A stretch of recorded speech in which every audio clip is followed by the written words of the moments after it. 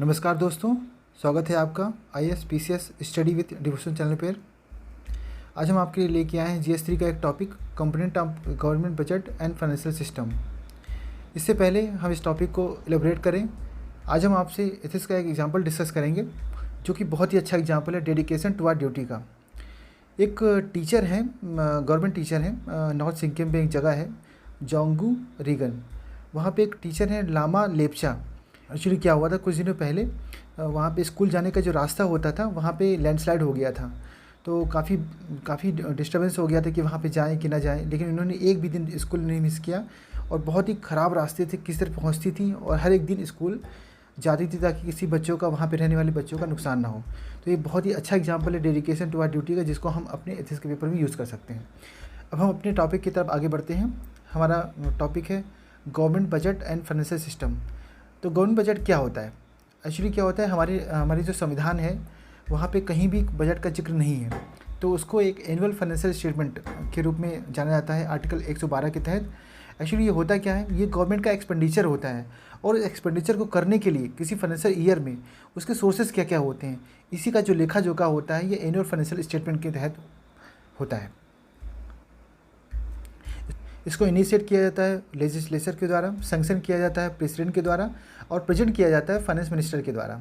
अगर हम बजट की बात करें, बजट में क्या क्या चीज़ें होती हैं, तो बजट में सबसे मेन पॉइंट होता है हमारा जो estimated revenue and capital expenditure होता है कि हम कैपिटल में कितना एक्सपेंड करेंगे और हमारा रेवेन्यू एस्टिमेशन कितना होगा कि कितना हम रेवेन्यू जनरेट करेंगे। और रेवेन्यू को रेज करने के लिए हमारे तरीके क्या होंगे, हमारे पास हमारे आने वाले साल में हमारी इकोनॉमिक और फाइनेंशियल पॉलिसी क्या होंगी, और अगर कोई डिफिसिट या सरप्लस कोई होता है तो उसका रीज़न क्या है, और डिटेल ऑफ एक्चुअल रिसीप्ट, और हमारे जो क्लोजिंग ईयर, जो हमारे ईयर क्लोज हो चुका है उसकी एक्चुअल रिसीप्ट एंड एक्सपेंडिचर कितना है। अगर हम बजट का ऑब्जेक्टिव, अब होता क्या है कि गवर्नमेंट ऑफ इंडिया जो बजट लेके आती है, जो कि एक लायबिलिटी होती है कि गवर्नमेंट ऑफ इंडिया उसको प्रेजेंट करेगी। मतलब गवर्नमेंट बजट का मेन ऑब्जेक्टिव क्या होता है कि जो इनकम है, वेल्थ है, उसमें क्या है, इक्वलिटी प्रमोट हो और इनइक्वालिटी रिड्यूस हो। दूसरा पॉइंट क्या होता है कि हमारे जो रिसोर्सेज हैं उनका एलोकेशन कैसे होगा, डिस्ट्रीब्यूशन कैसे होगा, री एलोकेशन कैसे होगा, और इकोनॉमिक ग्रोथ और डेवलपमेंट के प्रति हमारा जो कंट्रीब्यूशन कैसे होगा, और जो रीजनल डिफरेंसेस हैं उनको हम कैसे कम कर सकते हैं। इंक्लूसिव और सस्टेनेबल डेवलपमेंट, जो कि हमें पता है कि SDG 2030 तक हमें कंप्लाई करना है, उसको कैसे प्रमोट कर सकते हैं, और पब्लिक और प्राइवेट एंटरप्राइजेस को कैसे मैनेज करेंगे, और इकोनॉमिक स्टेबिलिटी को हम लेके कैसे आएंगे पूरे कंट्री में। अगर हम बजट के कार्डियल प्रिंसिपल की बात करते हैं, तो कार्डियल प्रिंसिपल की बात करें, जो हमारे एक बजट का एक हृदय कह सकते हैं, इसको बजट का जो हार्ट एंड सोल कह सकते हैं। नो टैक्सेशन विदाउट रिप्रेजेंटेशन, बिना किसी रिप्रेजेंटेशन के कोई भी टैक्सेशन नहीं होगा। No expenditure from public fund unless it is authorise by parliament, जब तक पार्लियामेंट उसको ऑथराइज नहीं करेगी पब्लिक फंड से कोई भी एक्सपेंडिचर नहीं होगा, और जब तक पार्लियामेंट सैंक्शन करेगी तभी उस मनी को स्पेंड किया जा सकता है।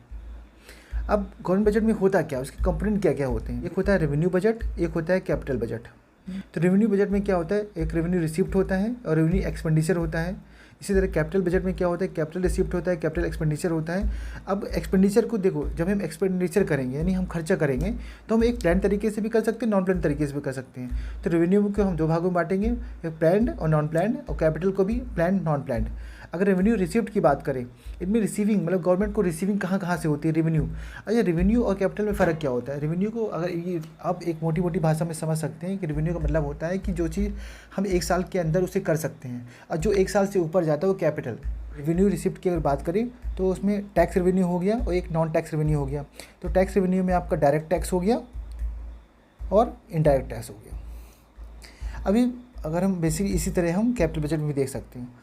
अब अगर हम देखें balance budget, deficit budget, surplus budget, अगर अक्सर आप न्यूज़पेपर में सुनते होंगे, तो बैलेंस बजट क्या होता है? अगर हमारा रिसीप्ट और एक्सपेंडिचर बराबर है तो हम उसे बैलेंस कर सकते हैं ना, कि अगर हमारा रिसीप्ट और बैलेंस एक्सपेंडिचर बराबर है। अगर डिफिसिट कब बोलेंगे, कमी, मतलब अगर हमारा जो रिसीविंग है वो एक्सपेंडिचर से कम है। जैसे हम घर का अपने बजट बनाते हैं तो हम यही सोचते हैं ना कि हमारा एक्सपेंडिचर कम रहे और रिसीविंग ज़्यादा रहे, यानी रिसीविंग के हिसाब से अपने एक्सपेंडिचर को बैलेंस कर पाएँ। तो अगर डेफिसिट होगा तो यानी रिसीविंग हमारी कम होगी, एक्सपेंडिचर ज़्यादा होगा, और सरप्लस होगा तो सरप्लस में क्या होगा कि हमारी रिसीविंग ज़्यादा होगी, एक्सपेंडिचर हमारा कम होगा। अब हमारा रेवेन्यू बजट क्या होता है कि गवर्नमेंट ऑफ इंडिया का एक ऐसा स्टेटमेंट होता है जिसमें रेवेन्यू रिसीव्ड और एक्सपेंडिचर को दिखाया जाता है, उसके एंटिसिपेशन को दिखाया जाता है। एक और रेवेन्यू रिसिप्ट की बात करें या रेवेन्यू एक्सपेंडिचर की बात करते हैं, तो रेवेन्यू रिसिप्ट की अगर बात करें, एक ऐसी रिसीविंग जिसका जो एसेट और लायबिलिटी के ऊपर कोई फ़र्क नहीं पड़ता, कोई इम्पैक्ट नहीं पड़ता, वो रिसीविंग होती है। उसी तरह जो एक्सपेंडिचर होता है जिसका एसेट और लायबिलिटी पे कोई फ़र्क नहीं पड़ता, वो आपका रेवेन्यू एक्सपेंडिचर होता है। और रेवेन्यू रिसीविंग की अगर बात करें तो टैक्स रेवेन्यू हो गया, जैसे इनकम टैक्स हो गया, एक्साइज ड्यूटी हो गया, कस्टम हो गया। नॉन टैक्स रेवेन्यू की अगर बात करें, डिविडेंड हो गया, प्रॉफिट हो गया, इंटरेस्ट हो गया। इसी रेवेन्यू एक्सपेंडिचर की बात करें, जैसे कहाँ कहाँ गवर्नमेंट खर्च करती है, जैसे सैलरी है, इंटरेस्ट पेमेंट है, सब्सिडी है, पेंशन है, एडमिनिस्ट्रेटिव एक्सपेंसेस है। अगर हम कैपिटल बजट की बात करें, एक तरह से ये नॉन रिकरिंग ट्रांजैक्शन होते हैं। जैसे हमने देखा रेवेन्यू में क्या होता है, एक साल के अंदर हमने ख़त्म किया, तो ये एक तरह से रिकरिंग हो गया ना, कि एक साल के अंदर में उसे कंज्यूम करना है, एक साल के अंदर उसे फिनिश करना है, तो एक तरह से वो रिकरिंग हो गया, ये नॉन रिकरिंग हो गया। तो एक तरह से नॉन रिकरिंग ट्रांजैक्शन होते हैं जो कि हमारे capital expenditure through the sale of asset, मतलब अगर हम एसेट को सेल के माध्यम से दो चीज़ें होती हैं। अब कैपिटल बजट क्या होता है, हमने देखा कि ऐसा एक्सपेंडिचर या रिसीविंग जिससे हमारे एसेट और लायबिलिटी पे फ़र्क पड़ता है, तो वो होता है कैपिटल। अगर नहीं पड़ता तो रेवेन्यू, अगर फ़र्क पड़ता है तो कैपिटल हो गया। कैपिटल रिसिप्ट की अगर बात करते हैं तो वो एक ऐसी रिसिप्ट जो इंडिकेट करती है कि एसेट में कमी हो रही है और लायबिलिटी में बढ़ोतरी हो रही है, यानी एसेट में कम हो रहा है और लायबिलिटी हमारी बढ़ रही है। यानी अगर हम देखें money earn by selling asset, अगर गवर्नमेंट ऑफ इंडिया क्या करती है, डिसइन्वेस्टमेंट करती है। आपने सुना होगा कि पब्लिक एंटरप्राइजेस हैं, उनमें शेयर की अपने आप को कम कर देती है, तो एक तरह कुछ अपने शेयर बेच देती है। दूसरा हो गया money receiving through burrowing. Capital expenditure की अगर मतलब की बात करें तो ये नहीं एसेट को क्रिएट कर रहे हैं और लायबिलिटी को कम कर रहे हैं। एक तरह से गवर्नमेंट ऑफ इंडिया के या गवर्नमेंट के लॉन्ग टर्म इन्वेस्टमेंट होते हैं जिसमें एसेट क्रिएट होता है। और या तो क्या होता है कि गवर्नमेंट क्या होता है, स्टेट को लोन के फॉर्म में या बारोइंग के फॉर्म में भी मनी देती है, वो भी ताकि वो कैपिटल में एक्सपेंड कर सकें। अगर हम बजट के टाइप की बात करते हैं तो एक होता है line item budget. Line item budget की सबसे बड़ी खास बात क्या होती है कि इसमें जो फाइनेंशियल स्टेटमेंट होता है उसमें इंडिविजुअल आइटम होते हैं, उनकी ग्रुपिंग कर दी जाती है, उन कैटेगरी के हिसाब से उनको ग्रुप कर दिया जाता है।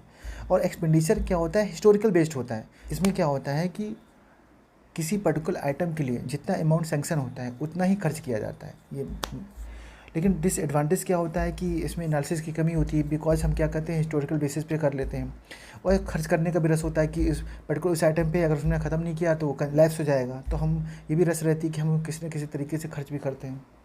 परफॉर्मेंस बजट की अगर बात करते हैं, इसमें बेसिकली क्या होता है कि फ़ंड को हम जो खर्च करते हैं उसका पर्पज़ क्या है, उसकी ऑब्जेक्टिव क्या है, ये उसको प्रोवाइड करता है। बेसिकली क्या है कि फ़ंड को रेज़ करना है या फ़ंड को किसी एक्टिविटी में लगाना है, तो इसके ऑब्जेक्टिव क्या होंगे, इसके पर्पज़ को इसको डिफ़ाइन करता है। ये ऐसी टेक्निक होती है जिसमें बजट को कॉस्ट और रेवेन्यू के लिए प्रेजेंट किया जाता है, जिसमें उसके फंक्शन बताए जाते हैं, प्रोग्रामिंग बताई जाती है, एक्टिविटी होती है, और उससे कोरिलेट किया जाता है उसके फिजिकल और फाइनेंशियल एस्पेक्ट को लेकर के। ये रिजल्ट पे फोकस करता है। ये क्वेश्चन पूछता है कि मनी जो जा रहा है वो क्यों जा रहा है, मतलब ये पूछता है। एडवांटेज की बात करें, इसमें क्या होता है, अकाउंटेबिलिटी आ जाती है, क्योंकि हम पूछते हैं ना कि मनी कहाँ जा रहा है, और एक क्लियर पर्पज़ डिफाइन होता है कि प्रॉपर पर्पज़ होता है, और इसमें क्या हो परफॉर्मेंस में इंप्रूवमेंट भी होता है क्योंकि पर्पज़ हमें पता होता है, ट्रांसपेरेंसी होती है। डिसएडवांटेज की बात करते हैं तो ये इसका जो नेचर होता है वो सब्जेक्टिव होता है, और डेटा का मैनिपुलेशन भी संभव हो सकता है, और एक तरह से लॉन्ग टर्म प्रोजेक्ट के लिए डिफ़िकल्ट हो पाता है, क्योंकि शॉर्ट टर्म प्रोजेक्ट के लिए तो अच्छा है लेकिन लॉन्ग टर्म प्रोजेक्ट के लिए उतना अच्छा नहीं होता है। नेक्स्ट आते हैं प्रोग्राम परफॉर्मेंस बजटिंग। ऑब्जेक्टिव होता है उसके हिसाब से प्लानिंग कर ली हमने, उसकी प्रोग्रामिंग कर दी, फिर उस प्रोग्राम को हम क्लासीफाई कर देते हैं कॉमन ऑब्जेक्टिव के हिसाब से। इसके बाद क्या करते हैं कि कॉमन ऑब्जेक्टिव को एक ग्रुपिंग कर देते हैं कि हम ग्रुपिंग कर दिया, जैसे मिड डे मील हो गया, सर्व शिक्षा अभियान हो गया। एक तरह से क्या होता है, ये हमारे बजटिंग सिस्टम का एक प्लानिंग प्रोग्रामिंग बजटिंग सिस्टम होता है। एक ऐसा सिस्टम ऑब्जेक्टिव के हिसाब से इसको प्लान किया जाता है और कंट्रोल किया जाता है। एक होता है जीरो बेस्ड बजटिंग, नाम से ही समझ जाएंगे आप कि इसमें ये समझिए कि हर चीज़ जीरो से शुरू हो रही है, स्क्रैच से शुरू हो रही है। एक ऐसी अप्रोच जिसमें हम क्या करते हैं, बजट को प्लान करते हैं, प्रिपेयर करते हैं बिल्कुल स्क्रैच से। ये एक ऐसा मैकेनिज्म होता है जो कंट्री का जो टारगेट होता है और उसको एक्सपेंडिचर से अलाइन करने का प्रयास करता है। इसमें क्या होता है कि हर एक एक्टिविटी को एवेल्यूएट किया जाता है और जब भी इसका बजट प्रिपेयर किया जाता है तो एक तरह से इसमें देखा जाता है कि कौन सी एक्टिविटी नेसेसरी है उसको लिया जाता है, बाकी को ड्रॉप कर दिया जाता है। इसका बेसिक पर्पज़ ये होता है कि ऐसी एक्टिविटी को फेज आउट करना जो आज की डेट में रेलेवेंस उसका नहीं है। अगर हम एडवांटेज की बात करते हैं तो इसमें एक्सपेंडिचर को हम कम कर सकते हैं, जो लो प्रायोरिटी प्रोग्राम है उनको हम कम कर सकते हैं और हाई इम्पैक्ट वाले जो प्रोग्राम होते हैं उनको हम उनमें रेवेन्यू हम ज़्यादा एलोकेट कर सकते हैं। नेक्स्ट की बात करें, एक होता है आउटकम बजट। इसको बेसिकली क्या होता है 2005 में लाया गया था। ये बेसिकली क्या होता है कि एक आउटलेट टू आउटकम फिलॉसफी पे काम करता है। कैसे? बेसिकली क्या होता है कि जो बजट एलोकेट किया जाता है किसी मिनिस्ट्री का, तो उसमें हम क्या करते हैं, उस मिनिस्ट्री ने कितना परफॉर्म किया इसमें वो मेजर करते हैं, इसलिए इसको बोलते हैं आउटकम बजट। बिकॉज क्या होता है कि ये डिफरेंट गवर्नमेंट प्रोग्राम जो चलते हैं उनके आउटकम को मेज़र करता है, इसलिए इसको आउटकम बजटिंग कहा जाता है। ये बेसिकली क्या करता है कि बजट को ज़्यादा अकाउंटेबल और ट्रांसपेरेंट बनाता है। ये एक तरह से मिनिस्ट्री ऑफ डिपार्टमेंट का प्रोग्रेस कार्ड होता है।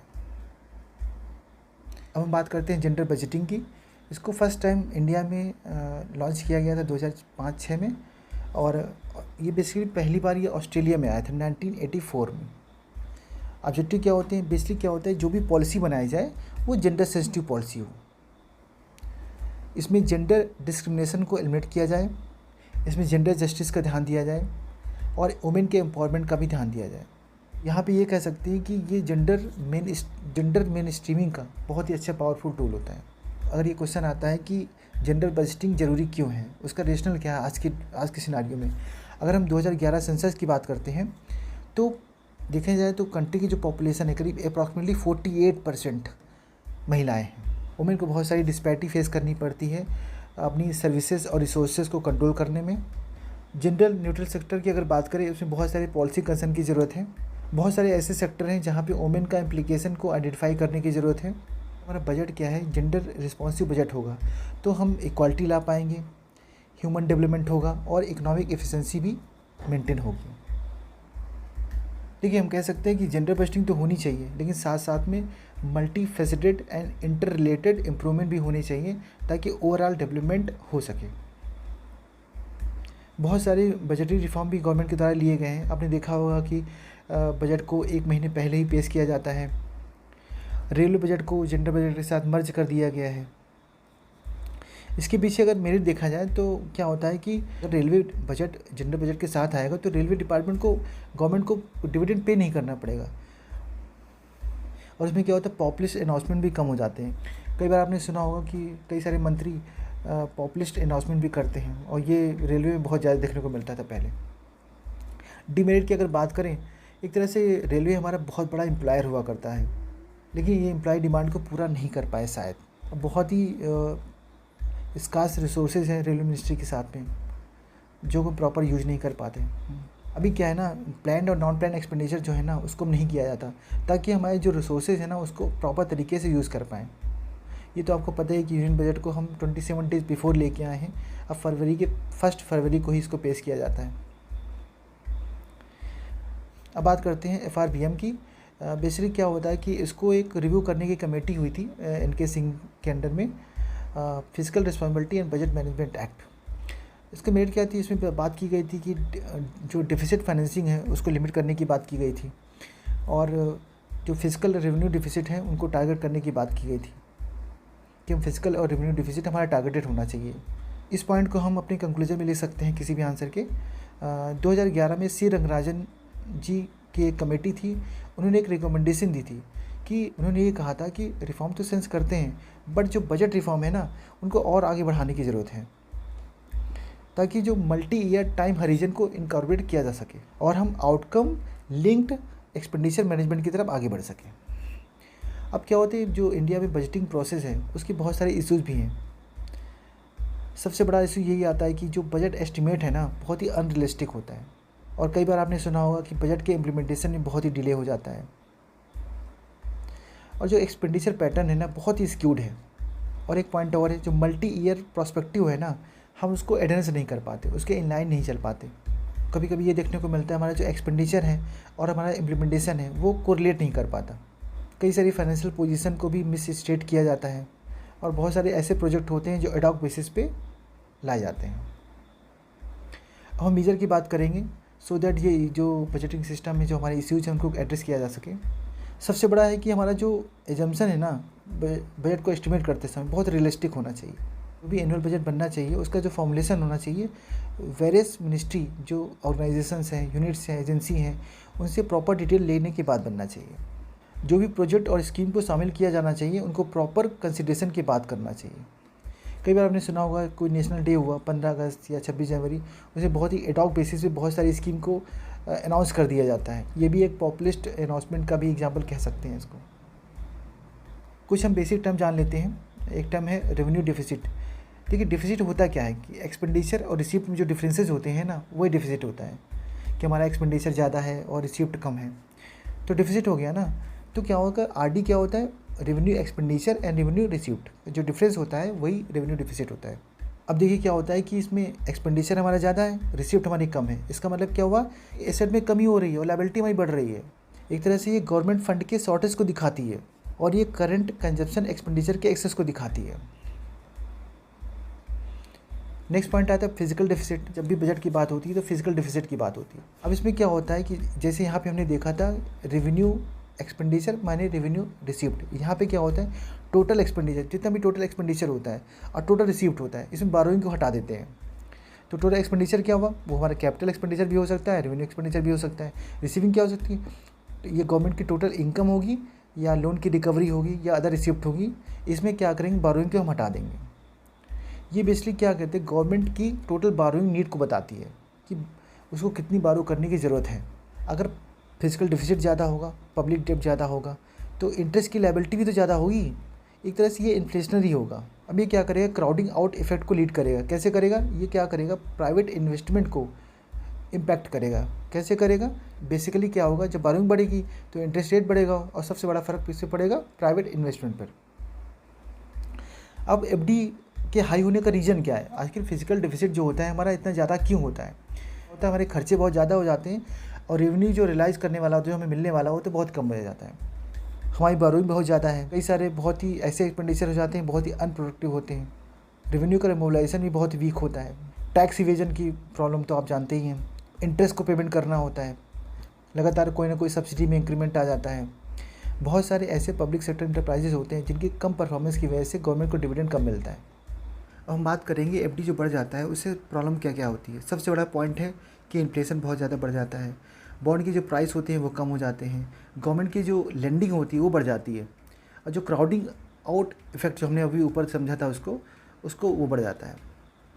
अब हम बजट डिफिसिट के कुछ प्रॉब्लम की बात करेंगे, बेनिफिट की बात करेंगे।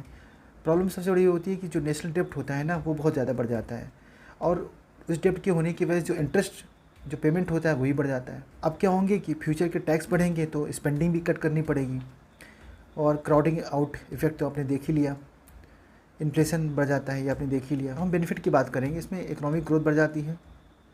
इसमें क्या होता है, सरप्लस सेविंग को हम रिसेशन को दूर करने में यूज़ कर सकते हैं और एक तरह से ऑटोमेटिक स्टेबलाइजर का काम करता है और पब्लिक सेक्टर इन्वेस्टमेंट को फाइनेंस भी कर सकता है। हम बात करेंगे डिफिसिट फाइनेंसिंग की। गवर्नमेंट जो एक्सेस एक्सपेंडिचर करती है उसको कहीं ना कहीं किसी अदर सोर्सेज से पूरा करती है, मतलब अदर रिसोर्सेज से उसको फाइनेंस करती है। तो क्या क्या तरीके हो सकते हैं, एक तरह से आरबीआई से लोन ले लिया, दूसरा हो गया कि मार्केट से लोन ले लिया, तीसरा हो गया कि जो एक्सटर्नल फैक्टर होते हैं वहाँ से लोन ले लिया। अगर आरबीआई से लोन ले लिया तो क्या होगा, एक्सेस मनी, इकोनॉमी में क्या होगा, एक्सेस मनी आ जाएगी, इन्फ्लेशन बढ़ जाएगा। अगर मार्केट से लोन लिया तो क्या होगा कि गवर्नमेंट का जो बर्डन है ना इंटरेस्ट का वो बढ़ जाएगा और प्राइवेट सेक्टर पे क्राउडिंग आउट इफेक्ट बढ़ जाएगा। इन सारी प्रॉब्लम को देखते हुए गवर्नमेंट ने एक एक्ट को इनेक्ट किया था 2003 में, physical responsibility and budget management act. अब हम बात करेंगे जो FRBM एक्ट है ना उसके ऑब्जेक्टिव क्या है।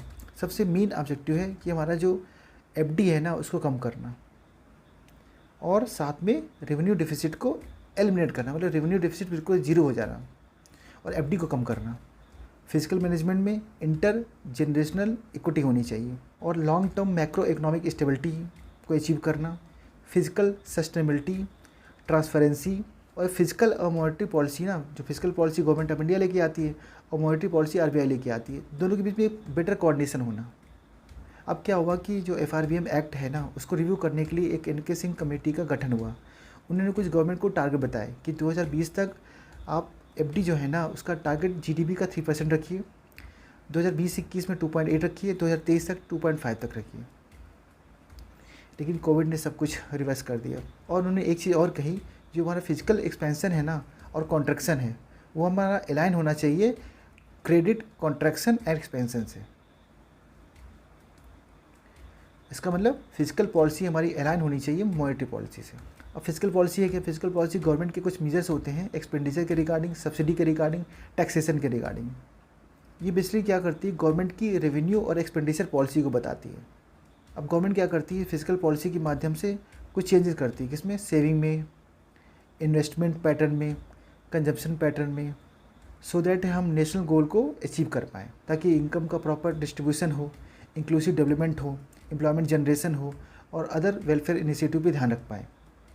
अगर हम फिजिकल पॉलिसी के कंपोनेंट की बात करें, इसमें expenditure policy, investment strategy, disinvestment strategy, डेप्ट management, surplus management, tax policy.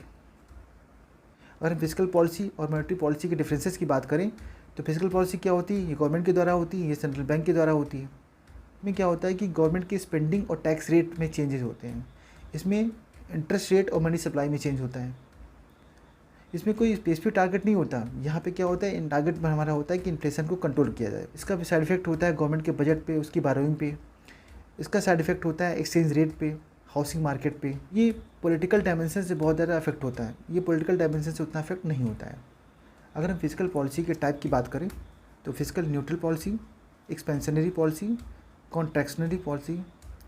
इसमें क्या होता है, फर्स्ट में क्या होता है कि गवर्नमेंट की स्पेंडिंग है ना, वो टैक्सेशन के बराबर होती है। एक्सपेंशनरी में क्या होता है कि गवर्नमेंट की स्पेंडिंग टैक्सेशन से ज़्यादा होती है, यहाँ पे टैक्सेशन से कम होती है।